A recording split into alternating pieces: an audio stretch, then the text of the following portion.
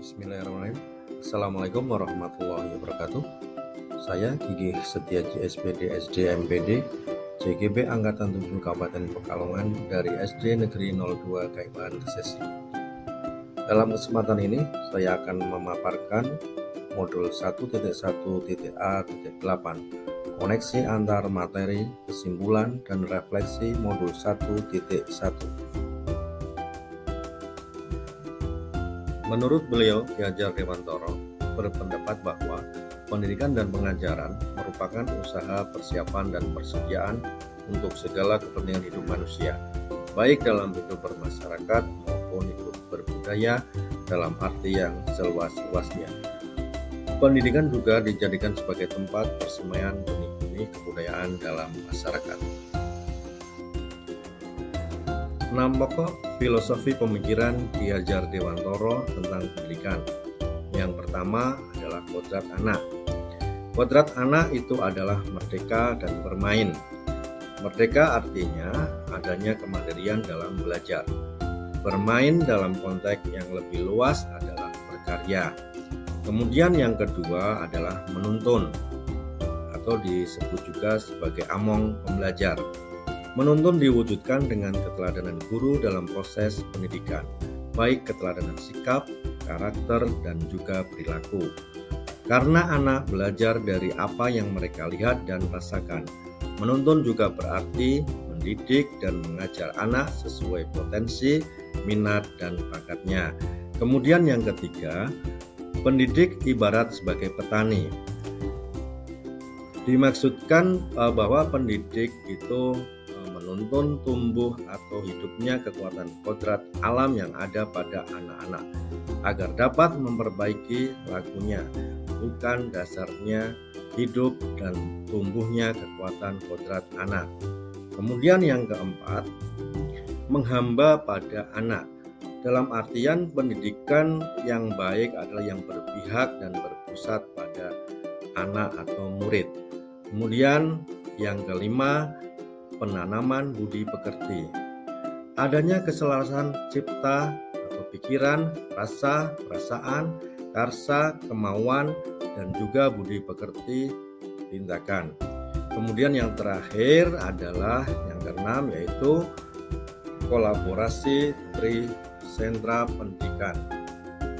Adanya sinergi dan kerjasama di antara semua berbagai pihak yang berkepentingan, yaitu baik antara guru, kemudian murid itu sendiri, dan juga orang tua, bahkan masyarakat lingkungan sekolah tersebut, sehingga terjalin kerjasama dan sinergi yang baik untuk memajukan dan meningkatkan prestasi dan juga karakter murid sekolah tersebut. Berdasarkan apa yang telah diuraikan, dapat disimpulkan bahwa anak atau murid harus dipandang dengan rasa hormat dan menjadi pusat dalam pembelajaran. Guru dan murid memiliki kedudukan yang sejajar dalam dunia pendidikan, dan anak adalah yang paling bernilai. Guru menerima anak dengan segala perbedaannya sesuai kodrat dan fitrahnya. Guru diibaratkan sebagai petani, harus mampu memfasilitasi tumbuh kembang keragaman tersebut melalui penciptaan ekosistem belajar yang menyenangkan dan selalu dibingkai dalam nilai-nilai luhur Pancasila. Refleksi pemikiran Ki Hajar Dewantoro. 1. Apa yang saya percaya tentang murid dan pembelajaran di kelas sebelum saya mempelajari modul 1.1. 2. Apa yang berubah dari pemikiran atau perilaku saya setelah mempelajari modul ini? 3. Apa yang dapat segera saya terapkan lebih baik agar kelas saya mencerminkan pemikiran Ki Hajar Dewantoro? Yang saya percaya tentang murid dan pembelajaran di kelas sebelum saya mempelajari modul 1.1 antara lain, yang pertama, kesuksesan pembelajaran ketika murid mampu menyelesaikan materi dan mencapai KKM. Yang kedua, Tugas dan sanksi merupakan metode yang efektif untuk mendisiplinkan anak. 3. Guru mendominasi pembelajaran atau yang disebut dengan teacher center. Kemudian yang keempat, murid pintar adalah yang nilai kognitifnya tinggi. Berikutnya yang kelima, murid mempunyai daya tangkap dan tipe belajar yang sama. Dan yang terakhir, yang keenam, bahwa kelas adalah sepenuhnya kuasa dari seorang guru tanpa adanya kesepakatan bersama saat mengawali pembelajaran.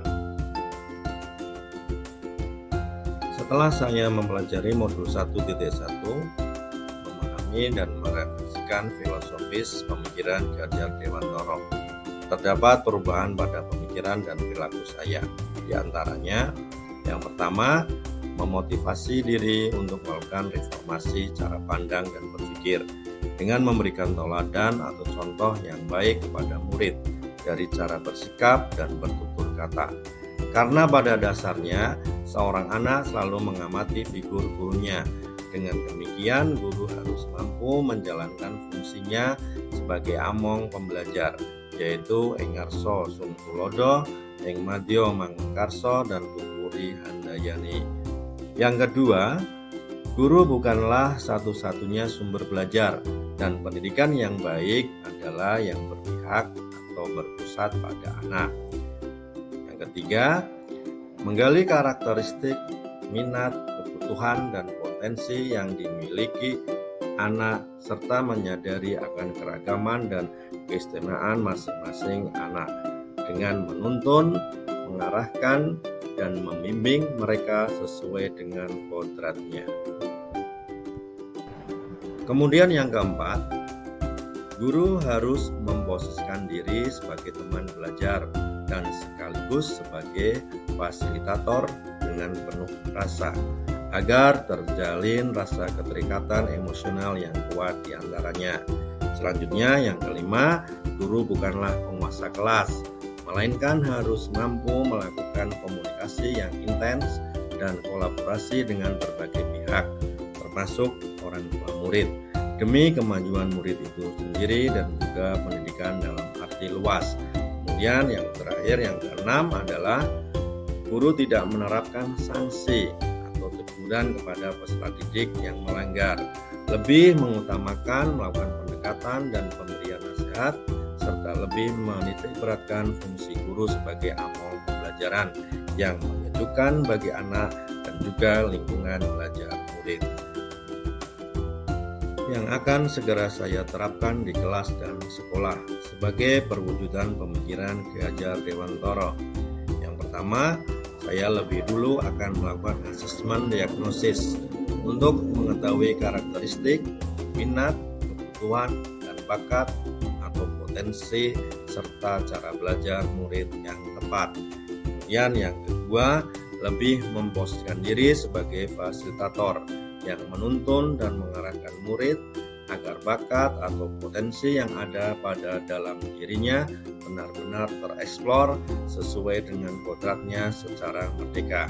Kemudian yang ketiga, menumbuh kembangkan budi pekerti dan intelektual anak melalui kegiatan pembiasaan dan ekstrakurikuler yang ada di sekolah.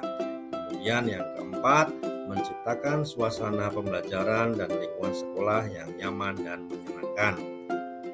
Demikian yang dapat saya sampaikan. Terima kasih.